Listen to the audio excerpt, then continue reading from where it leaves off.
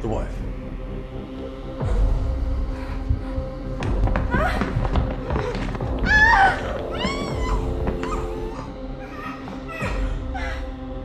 You know, you really should invest in a proper security system. I mean, even in this part of town. Well, you can never be too safe. Upstairs in the master bathroom there's a safe. There's cash inside, you can take whatever you want. We haven't seen your faces. We haven't seen anybody's faces. That's a nice portrait. 5'9", though, huh? Being a bit liberal with our numbers, aren't we? Doctor, the cold steel item pressed against the back of your head right now is a loaded .45 caliber pistol. Now, I doubt you know much about firearms, so I'm going to explain that to you. If my mate here should feel so inclined as to pull that trigger, the majority of that big brain of yours is going to end up splashed all over this beautiful carpet. Now, in order to prevent that, here's what's going to happen. I'm going to ask you a series of questions, and you are going to be completely, unwaveringly, brutally honest with me. Do you understand? What do you want?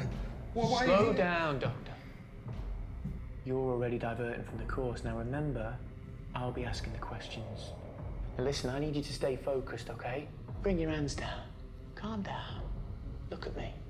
Look at me. Put your hands down. There you go. There you go.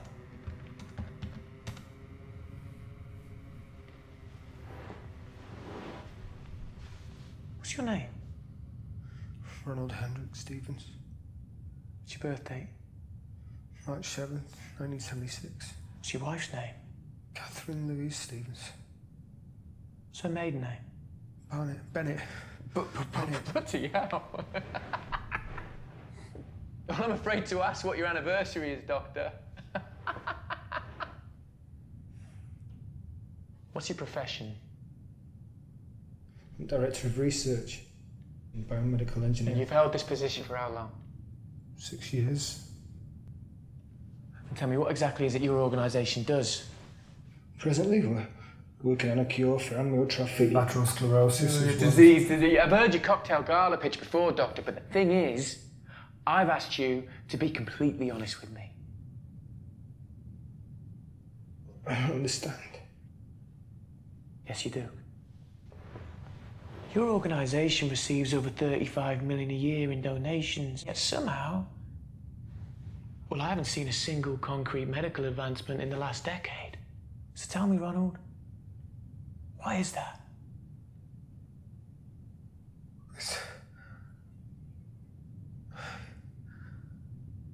It's complicated. Uncomplicate it for me. Well, there's financial structure and there's overhead costs. Costs? What kind of costs? The kind of costs that get you a house like this, in a neighbourhood like this. Or maybe a wife like this. This house was a gift. My family is independently wealthy.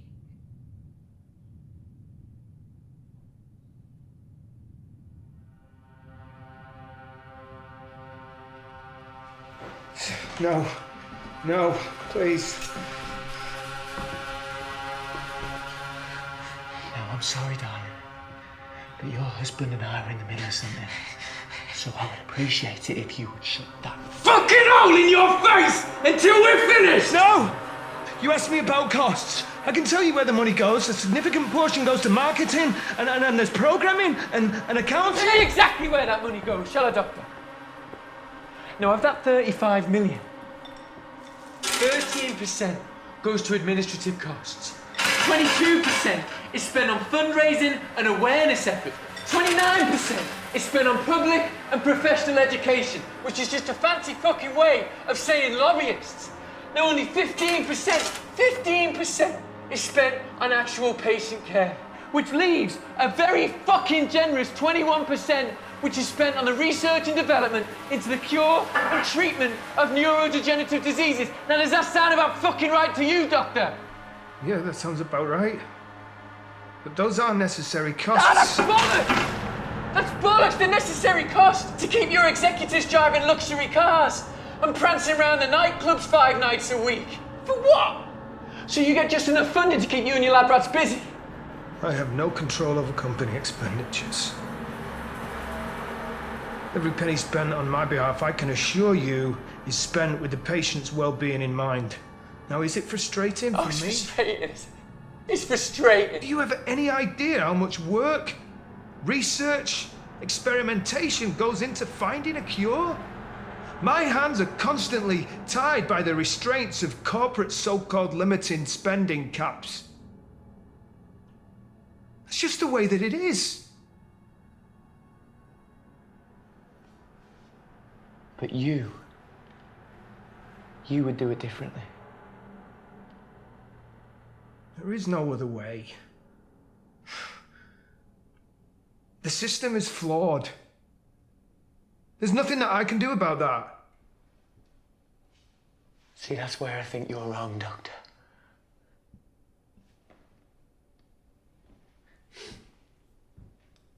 When I was 5 years old, my father was diagnosed with Huntington's disease. As I grew up, his health declined and I had to watch him slowly deteriorate in front of my very eyes until he died. And that was almost 20 years ago, and yet somehow, today, we're no closer to finding a cure than we were when he died. Why is that? Because executives and selfish fucking bureaucrats see these diseases as a chance to exploit and capitalise on the good nature and charity of hard-working people who give their hard-earned money to help people like my father. People who can't help themselves. I'm sorry. There isn't a day that goes by that I don't wish that I could do more. This whole thing is broken. There's nothing I can do. There's nothing.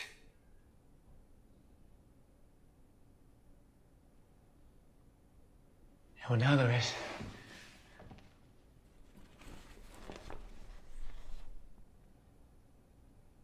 That's 50 million, Doctor. It's yours.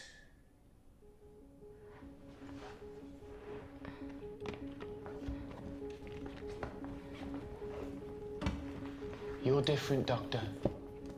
You're not like them. You want to help people? Well, I'm giving you the power to do that. On your own. Without any outside interference. Now, I'm counting on you to do the right thing, and I know you will. Because if not, well, our next encounter won't end the same way.